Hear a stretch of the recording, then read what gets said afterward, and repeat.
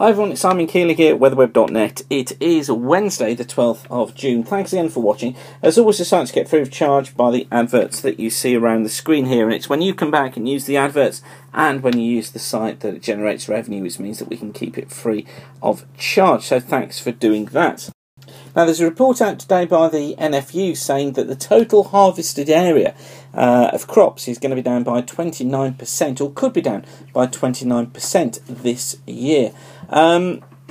What's amazing about that is it really shows the impact that the weather can have. And it's useful just to take a look back at how things have prevailed during the last 30 days, because we're kind of not on our own with this. Europe's been taking a hit over the last month, whereas we've now settled down into what have become drier conditions across much of the country, even though, yes, we're getting bits and pieces of rain. Certainly the weather has taken a turn for the better since last year's absolute deluge in June, but that wet weather has been transferred across Europe. Let me just show you this chart.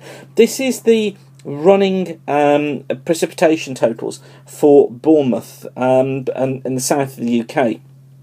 And what it shows is rainfall totals for the last 30 days, running up to the 10th of June. Now, where it's in green shading, such as in here, that means that rainfall totals are above where they normally are. So it shows a surplus of rainfall. Where they go into brown, such as here, shows when rainfall totals are below where they are normally for the time of year. And you can see how we went through that rather damp patch beginning to the end of May, but then suddenly around here, around the 2nd of June, look, we changed and we went into drier conditions. It's led to a deficit overall of about half an inch of rainfall compared to what we would normally expect. Now, compare that chart to this chart. This is for Prague in Czechoslovakia, and you can see here this kind of flip, this contrasting conditions. Look, they were dry here through until the 27th of May, and then look what happens here.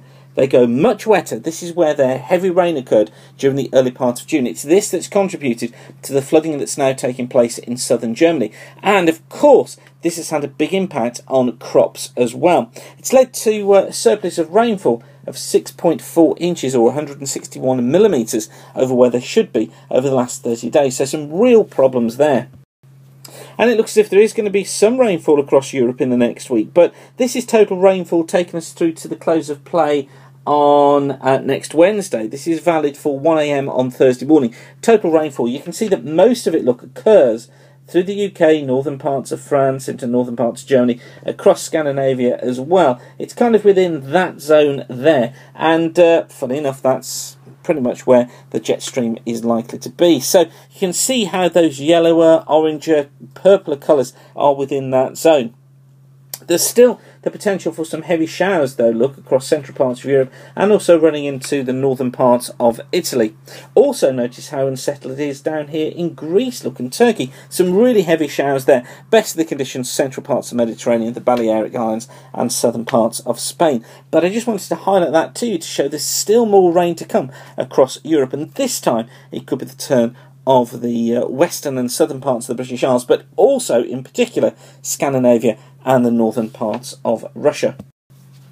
So a real tricky forecast, this one, and one that's been giving me a headache because it's so difficult to try and pin down details in these situations. Looks like low pressure is going to be dominating things during the next week or so. These are the means of the 500 millibar heights, valid from next Wednesday until Saturday the 22nd. We've got the ECMWF model on the left here, and we've got the GFS here on the right. Now, it's useful to be able to compare both models, and what you can see is that both dig a trough into the Bay of Biscay area, bring a southerly flow through the British Isles with this ridge out towards the east of the country.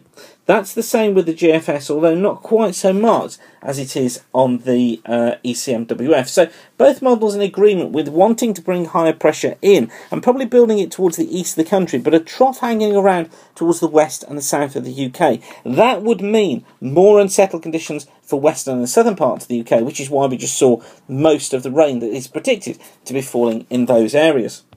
So as I said, there will be some rain during the course of this week, but it's what happens later that really causes a problem, especially into the early part of next week. Let me just show you why. This is a comparison between the various models. This is the ECMWF forecast for 1 a.m. in the morning next, next Thursday.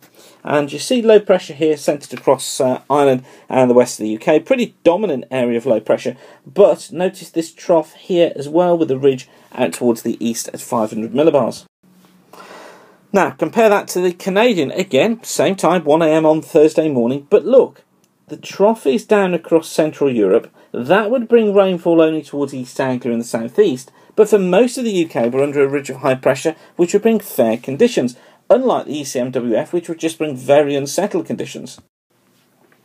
And there's the chart from the GFS ensemble. Look, there's the trough, here's the ridge, but look, they've got low pressure in there, but making far less of it. So again, it's western and southern areas on these charts that would be indicated at being more unsettled, with the north and east being drier. And then the ECMWF ensemble, again, here's the trough, here's the ridge, here's the low. So again, hinting that there will be some form of low pressure across Wales or Ireland, and it's those western and southern parts of the country that would be more unsettled given this scenario into the middle to the end part of next week, with the north tending to be drier.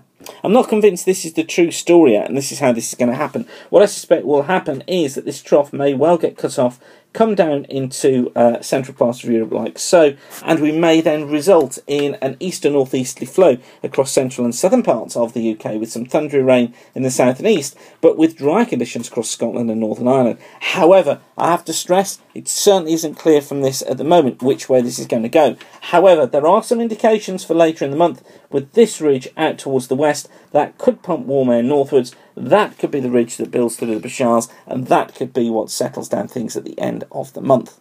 So it's a very, very tricky situation. The weather almost in an unforecastable mode at the moment, both in terms of detail for the next 7 to 10 days and in trying to get a handle on what actually happens once we get to the end of June into the beginning of July.